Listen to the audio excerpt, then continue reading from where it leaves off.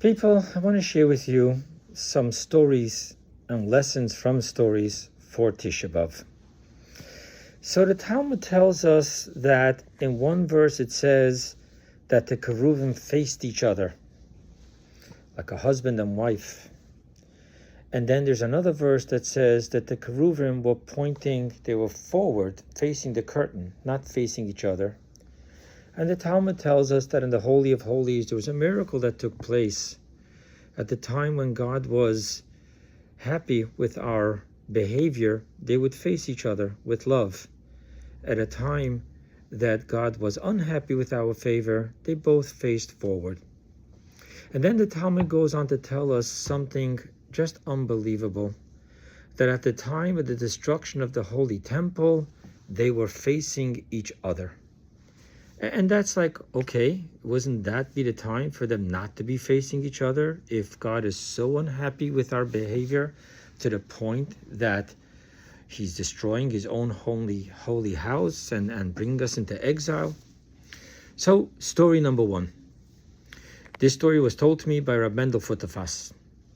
Rabbi Mendel Futafas said that there was once a bird that was flying in Siberia, freezing, and eventually it succumbed to the terrible cold weather and it fell down frozen, about to die.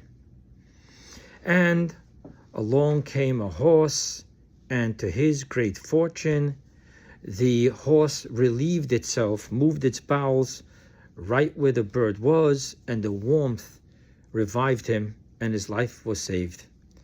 And he was so happy that he began to sing. Along came a wolf, and the wolf hears singing, and the wolf cleans up the horse manure, finds the bird, and eats it. Rabbi Mendel said, there's 3 lessons here.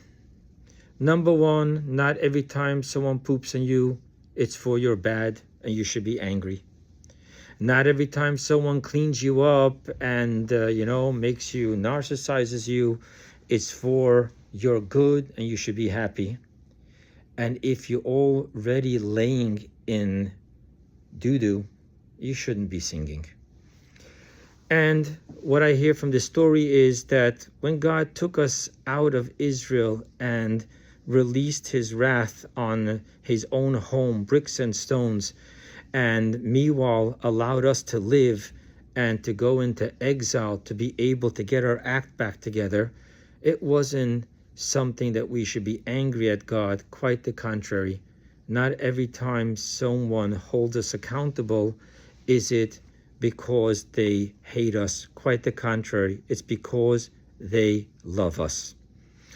Now the question is, okay, if we're in poop, we shouldn't be singing, but what should we be doing?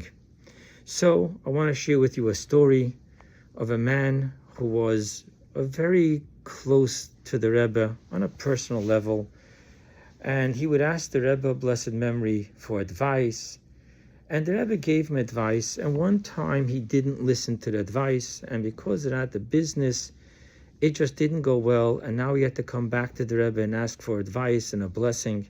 But what do? Like, Rebbe, I didn't listen to you the first time, and I'm in doo-doo, and now I'm back. So when he came into the Rebbe, he asked the Rebbe, can I start with a story? And the Rebbe said, sure. And he told the Rebbe as follows, that in Chelem, there was a ganev, a thief. And in the middle of the night, he's looking which is his next client. Who's he going to steal from? And he picks this house, goes up into the chimney, comes down the chimney, all filthy, and to his horror, he sits and he realizes right there in all the dirt that he chose the rabbi's house, the Chelem Erov. And there is the Chelem Erov sitting by the table with a candle learning. And he sees a Jew come in through the chimney. He thinks to himself, oh my God, this must be an important Torah question that he has.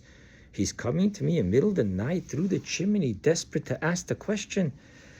And he looks at him, he says, my son, ask your question. What is it that's bothering you so?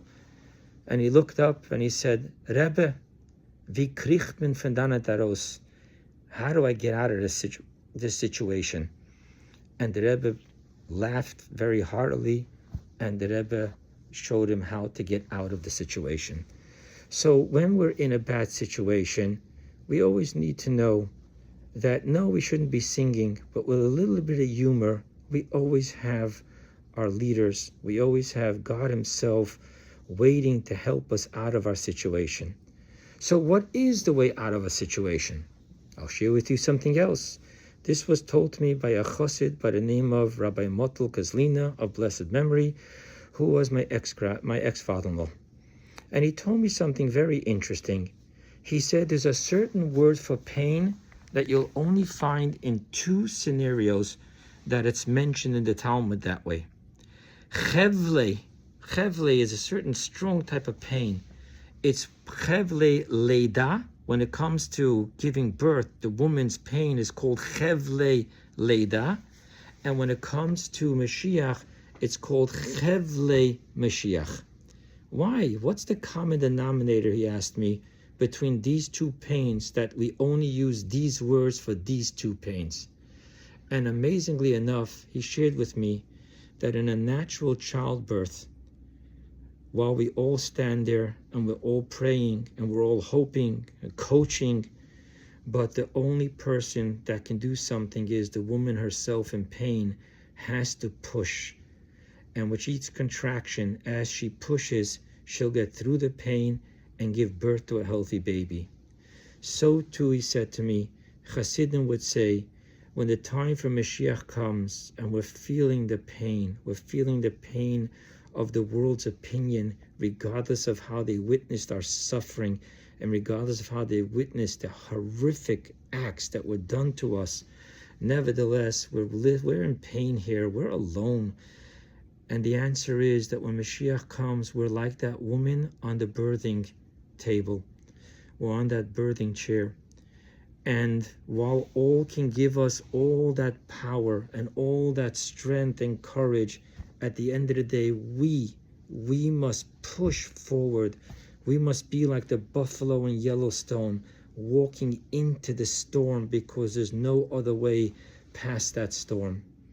And I want to close with the following. At the end of the day, with all the pain and everything every one of us is going through, and the stories I hear from people in their personal lives, in their community lives, in the global world scene, in the Jewish scene, and we're really experiencing Tisha B'Av, we need to understand that our strength will always come from one magical word: trust. We trust in the God who has a track record with us. Mighty kingdoms rose up to us, and they did harm us, and they did take us into exile, but they're not here to tell the story, and we're still standing. So with trust, we take another step forward and another step forward. My friends, Simchat Torah last year, God turned into a Tisha B'Av. Simchat Torah, our day of joy, was October 7th, and God turned it into a day of real suffering. So tonight is Tisha B'Av, and God does not remain in debt. If God turns Simchat Torah into Tisha B'Av, He will turn Tisha B'Av into Simchat Torah. Let us be strong with our trust. Let us take one push forward. Let us not think that every time Hashem is putting us through something, no, it's not because He hates us. It's not because He's hurting us. He's moving us forward. May we have an easy fast, and may we be dancing in Yerushalayim with world peace. If the Gentiles would only know how world peace would be for them if they would allow Israel to do what we have to do on the world scene, end terrorism from its very core in the Middle East, bring Moshiach, they would be the first telling us, do what you have to do. And that's what we need to do.